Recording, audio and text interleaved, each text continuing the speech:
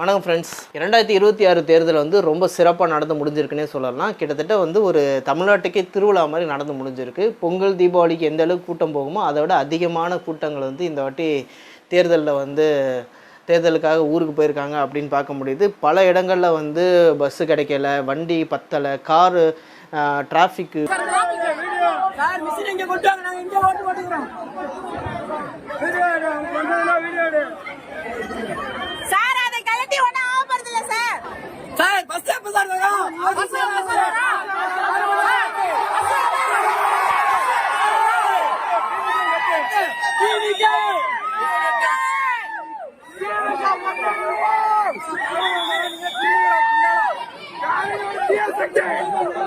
இது சரியான நேரத்துக்கு போக முடியல, அப்படி இப்படின்னு பல இன்னல்கள் நடந்திருந்தாலும் 85% ஓட்டுகள் வந்து இந்த வாட்டி வந்து தமிழ்நாட்டில் வந்து போலிங் ஆயிருக்கு அப்படின்றது ரொம்ப பெரிய விஷயம். எழுச்சிக்கான ஒரு முதல் ஸ்டெப்பாக வந்து இதை நம்ம பார்க்க முடியும். ஏன்னா வந்து கூட்டம்னா ஓட்டாக மாறாது அப்படின்னு சொன்னாங்க.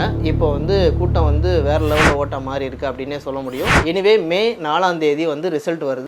எந்த அளவுக்கு இந்த எழுச்சி வந்து ஓட்டா மாறி இருக்குது அப்படின்னு நம்ம பார்க்க போகிறோம். 2026 எலெக்ஷனில் வந்து சமூக ஊடகங்களுடைய செயல்பாடு ரொம்ப முக்கியமாக ரொம்ப பெரிய பங்காற்றிருக்குன்னு சொல்லலாம். அதுலேயும் குறிப்பாக வந்து தாவேக்காவோட விர்ச்சுவல் வாரியர்ஸ் வேறு லெவலில் செயல்பட்டுருக்காங்க. அவங்க வந்து விஜயோடைய எல்லா விஷயங்களையுமே வந்து கொண்டே மக்கள்கிட்ட சேர்க்குறதுல ரொம்ப பெரிய பங்காற்றிருக்காங்க அப்படின்னே சொல்ல முடியும். அதே அளவுக்கு ஒரு வாரியர்ஸ் வந்து இந்த எலெக்ஷனில் வேலை பார்த்துருக்காங்க. அவங்கள பற்றி வந்து ஒன்றும் பெரிய விஷயங்கள், அதிகமான விஷயங்கள் வெளியில் வரல அப்படின்றதுனால தான் நான் இந்த பதிவை போடுறேன். அவங்க யார் அப்படின்னு பார்த்தீங்கன்னா பூத் கமிட்டி மெம்பர்ஸ். இது வந்து 2 வருஷம் ஆன கட்சி, தற்குறிகள் உள்ள கட்சி, இவங்கள்ட்ட ஸ்ட்ரக்சரே கிடையாது. இவங்களுக்கு வந்து எப்படி சொல்கிறது, இவங்களுக்கு எலெக்ஷனாக என்னன்னு தெரியாது. எலெக்ஷன் டைமில் வந்து திமுகவோ அதிமுகவோ எப்படி செயல்படுன்றதை இவங்க பார்த்துருக்க கூட மாட்டாங்க அப்படின்னு சொன்னவங்களுக்கு இந்த வாட்டி வந்து இந்த booth committee warriors, booth committee members வந்து சூப்பரான ஒரு பதிலடியை கொடுத்துருக்காங்க அப்படின்னு சொல்லணும். ரொம்ப தெளிவாக, ரொம்ப சூப்பராக, பக்காவாக செயல்பட்டுருக்குறாங்க. ஒரு மூத்த பத்திரிகையாளர் அவருடைய பதிவு வந்து நான் படித்தேன். அதில் ரொம்ப முக்கியமான ஒரு விஷயம் என்ன சொல்லியிருந்தாங்கன்னா, நான் வந்து அதை ஒரு ஏடிஎம்கேவுடைய ஒரு booth committee booth level agent, ஓகேங்களா, அவர் வந்து ஒரு பதிவை போட்டிருக்காரு. அது வந்து அவர் ஷேர் பண்ணியிருந்தார்.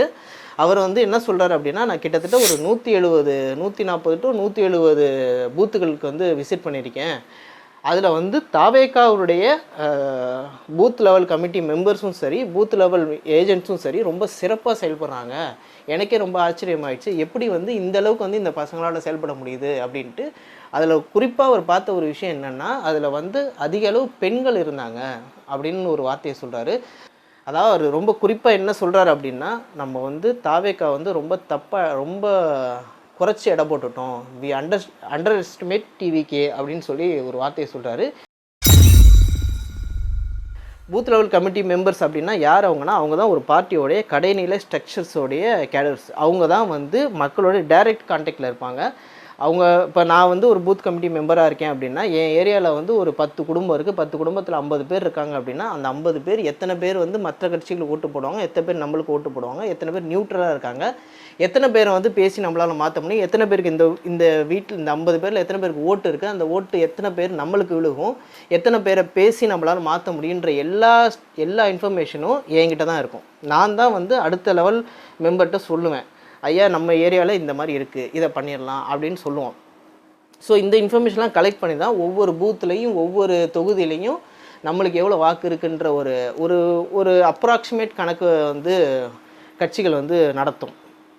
ஸோ அதுதான் உங்களுடைய வேலை. அது மட்டும் இல்லாமல் இப்போ வந்து நான் பார்க்குறேன், இந்த 50 குடும்பத்தில் வந்து ஒரு 40 ஓட்டு இருக்குது, 10 பசங்க தான், குட்டி பசங்க தான், 40 ஓட்டு இருக்குது. 40ல் வந்து ஒரு 30 ஓட்டு வந்து என்னுடைய கட்சிக்கு, நான் சார்ந்திருக்க கட்சிக்கு விழுகும் அப்படின்னா, நான் வந்து போலிங் டே அன்னைக்கு வந்து அவங்கள கரெக்டாக அந்த 30 பேரையும் வந்து வாக்குச்சாவடிக்கு போயிருக்காங்களா, ஓட்டு போட்டிருக்காங்களா, திருப்பி வந்து ஓட்டு நம்மளுக்கு தான் போட்டிருக்காங்களான்ற வரைக்கும் கன்ஃபார்ம் பண்ணுறது தான் என்னுடைய வேலை.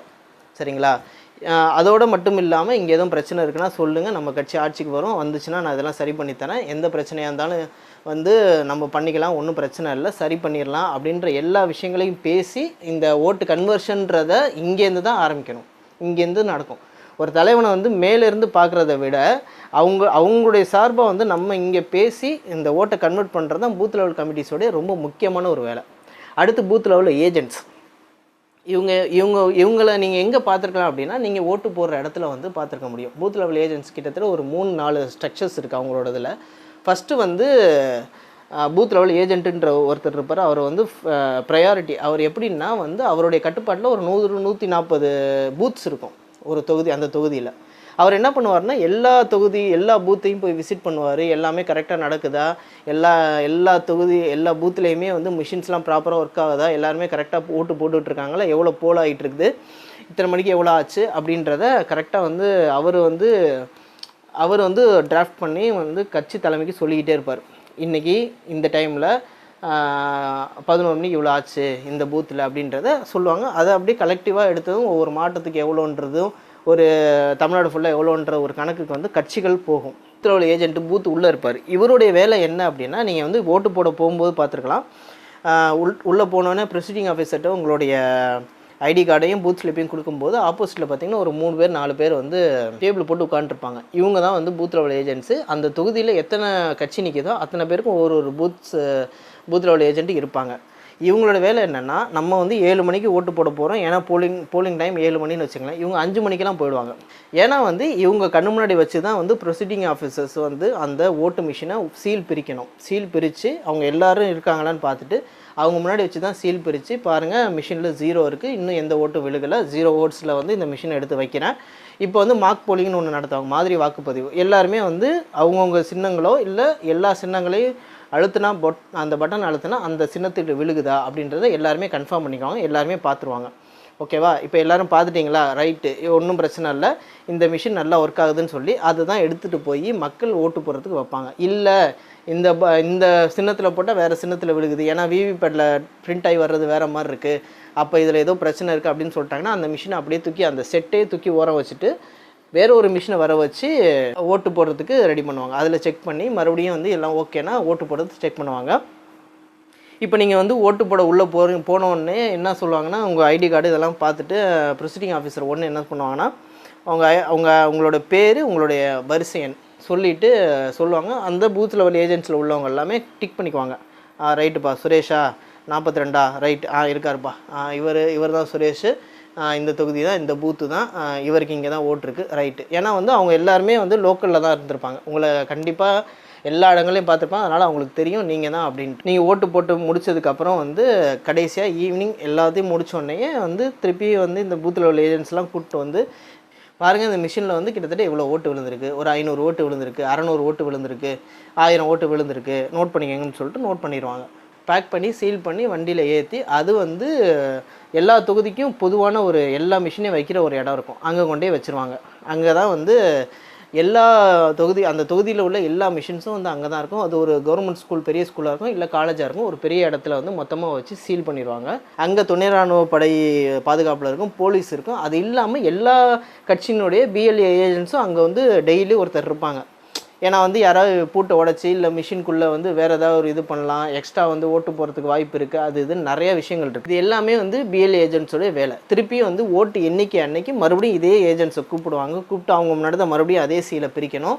இப்போ வந்து இப்போ நான் தான் பூத் லெவல் ஏஜென்ட்னா, நான் ஒர்க் பண்ண பூத்தில் ஒரு மிஷினை வச்சுருப்பாங்கல்ல, அந்த மிஷினை வந்து என் கண் முன்னாடி க்ளோஸ் பண்ணி சீல் பண்ணியிருப்பாங்க, இத்தனை ஓட்டு விழுந்திருக்குன்னு சொல்லி நான் நோட் பண்ணியிருப்பேன். திருப்பி வந்து அந்த மிஷினை ஓப்பன் பண்ணும்போது நான் தான் போகணும். நான் போய் திருப்பி ஓப்பன் பண்ணும்போது இந்த இடத்துல வந்து இவ்வளோ மிஷின்ஸ் இவ்வளோ ஓட்டு பதிவாயிருக்கு, 550 ஓட்டு பதிவாயிடுச்சு, நான் ஓப்பன் பண்ணேன். இப்போ திருப்பி ஓப்பன் பண்ணும்போது 550 ஓட்டு இருக்கணும், ரைட்டு இருக்குது. எக்ஸ்ட்ரா இருந்துச்சுன்னா பிரச்சனை. இது வந்து முன்னாடியுமே அப்படி தான் இருக்கும். ஏன்னா வந்து வாக்குச்சாவடியை க்ளோஸ் பண்ணும்போது இப்போ டிக் பண்ணிகிட்டு இருக்காங்கன்னு சொன்னேன்ல, அப்போ என்னுடைய பூத்தில் வந்து 400 ஓட்டு தானே வச்சுக்கோமே, 410 ஓட்டு போலாயிருக்கா அப்படின்னா அந்த 10 ஓட்டு யார்? ஏன்னா வந்து அது நான் கேட்க வேண்டிய ஒரு முக்கியமான கேள்வியாக இருக்கும். அந்த 10 ஓட்டு யார்? 400 ஓட்டு தானே இங்கே இருந்துச்சு, எப்படி 410 ஆச்சு அப்படின்னு சொல்லி பிரச்சனையாகும். அதே மாதிரி தான் இங்கே பிரிக்கும் போதும் வந்து அதே அளவுக்கு இருக்கணும், சரிங்களா? அதுக்கப்புறம் ஓகே இதெல்லாம் சரியாக இருக்குது, இவ்வளோ தான் ஓட்டு, நான் கனெக்ட் பண்ண ஓட்டு தான் இங்கே இருக்குது அப்படின்னா சரி, ஓகே இப்போ இதை கவுண்டிங் அனுப்புங்க அப்படின்னு சொல்லி பண்ணிடலாம்.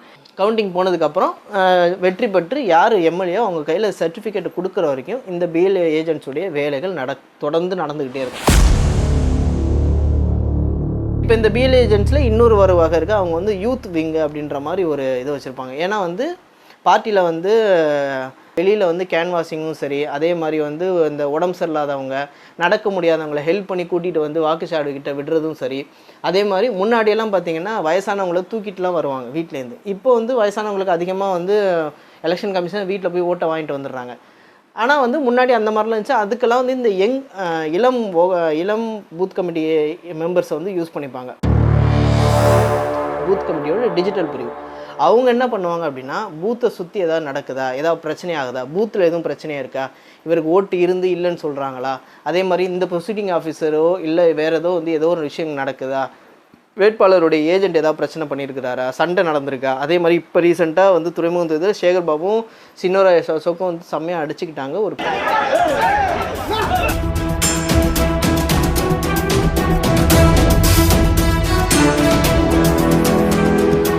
அதெல்லாம் வந்து கேப்சர் பண்ணுவாங்க. இவங்க ஒரு வீடியோ எவிடன்ஸாக வந்து வச்சுக்குவாங்க. 4 பின்ன வந்து அந்த தொகுதியில் அந்த பூத்தில் எதுவும் பிரச்சனை அப்படின்னா இந்த வீடியோ எவிடன்ஸை காட்டி, ஆமாம் சார் அன்னைக்கு இந்த மாதிரி நடந்துச்சு, இல்லை இந்த மாதிரி பிரச்சனையாச்சு, நீங்கள் வந்து இதை நிப்பாட்டணும் அப்படின்னு சொல்லி காட்டுறதுக்காக ஒரு எவிடன்ஸுக்காகவே வந்து இந்த டீம் வந்து செயல்படும். நம்ம என்ன தான் வந்து ஒரு மிகப்பெரிய அலை வீசணும், மிகப்பெரிய எழுச்சி நடக்குது, எல்லாரும் அவ்வளோ பேர் கூட்டமாக வந்திருக்காங்க, போயிருக்காங்க, விஜயை பார்க்க அவ்வளோ பேர் வந்தாங்க, ஸ்டாலினுடைய திட்டத்துக்கு அவ்வளோ பேர் ஆதரவு கொடுத்துருக்காங்க, எடப்பாடியை பேச்சு கேட்க அவ்வளோ பேர் இருக்கிறாங்க அப்படின்னாலுமே இது எல்லாத்தையுமே ஓட்டாக யார் மாற்றுவா அப்படின்னா பூத் லெவல் கமிட்டி மெம்பர்ஸ் தான். அவங்க தான் வந்து இந்த இடத்த கன்ஃபார்ம் பண்ணுவாங்க. ரைட்ரா, இந்த தொகுதியில் இந்த பூத்தில் இவ்வளோ விழுந்திருக்கு, அது டிவிகேக்கு தான் விழுந்திருக்கு, அது டிஎம்கேக்கு தான் விழுந்திருக்கு, அது ஏடிஎம்கேக்கு தான் விழுந்திருக்குன்னு சொல்லி கன்ஃபார்ம் பண்ணுறது வரைக்கும் கன்ஃபார்ம் பண்ணுறது தான் வந்து இவங்களுடைய முக்கியமான ஒரு வேலையாக இருக்குது. இந்த 2026 தேர்தலில் விர்ச்சுவல் வாரியர்ஸ்க்கு எந்த அளவுக்கு வந்து ஒரு பங்கு இருக்குது, எந்த அளவுக்கு கிரெடிட்ஸ் போதோ அதே அளவுக்கான பங்கும் கிரெடிட்ஸும் வந்து பூத் கமிட்டி மெம்பர்ஸ்க்கும் இருக்குது. அவங்களுக்கும் போகும் அப்படின்றது தான் என்னுடைய ஒரே ஒரு வேண்டுகோள். ஸோ அன்சங் வாரியர்ஸாக வந்து இந்த டிவிகேல இந்த எலெக்ஷனில் இருந்தவங்க டிவிகேனுடைய பூத் கமிட்டி மெம்பர்ஸ் தான். ஏன்னா வந்து பார்ட்டியோடைய லீடர்ஸ், ஏன்னா வந்து ஒரு விஜயால் வந்து எல்லா இடங்களுக்கும் போக முடியாது. ஈவன் அவரால் எல்லா தொகுதிக்கும் கூட போக முடியல. அந்த மாவட்ட செயலாளரும் எல்லா இடத்துக்கும் போயிருக்க மாட்டார். So booth committee members, booth level agents, இவங்க தான் வந்து ஒவ்வொரு வீட்லேயும் உள்ள ஓட்டுகளை வந்து கன்வெர்ட் பண்ணி கொண்டு வந்திருக்காங்க. நீங்கள் பார்க்குறீங்கல்ல, என் வீட்டில் இது நடந்துச்சு, என் வீட்டில் இத்தனை பேர் இது நடத்துனாங்க, இவ்வளோ பேர் கொண்டு போனாங்க, வீட்டில் அதாவது எனக்கு தெரிஞ்ச வந்து டிவிகே கேடர்ஸ் எல்லாருமே பூத் லெவல் கமிட்டி மெம்பர்ஸாக தான் ஒர்க் பண்ணியிருக்காங்க அப்படின்னே சொல்ல முடியும். ஏன்னா எல்லாருமே வந்து அந்த ட்ரெஸ் கோடோடையே இருந்தாங்க அப்படின்னே சொல்லலாம். ஸோ ஃபைனலாக வந்து நம்மளுக்கு சொல்ல வர்றது என்னென்னா, பூத் லெவல் கமிட்டி மெம்பர்ஸ் வந்து ரொம்ப முக்கியமான ஒரு செயல்பாடை இந்த எலெக்ஷனில் பண்ணியிருக்கிறாங்க. அவங்களுக்கு நம்மளுடைய கிரெடிட்ஸ் போகணும், அவங்களுக்கு நம்மளுடைய நன்றிகள் போகணும் அப்படின்றதான் என்னுடைய ஒரு கோரிக்கையாக இருக்குது. மே 4ஆம் தேதி கண்டிப்பாக வந்து இது எல்லாத்துக்கான ஒரு எப்படி சொல்கிறது, இது எல்லாத்துக்குமே வந்து ஒரு விடை கிடைக்கும் அப்படின்னு சொல்லலாம். ஸோ கான்ஃபிடெண்ட்டாக இருங்க, நல்லதே நடக்கும், வெற்றி நிச்சயம்.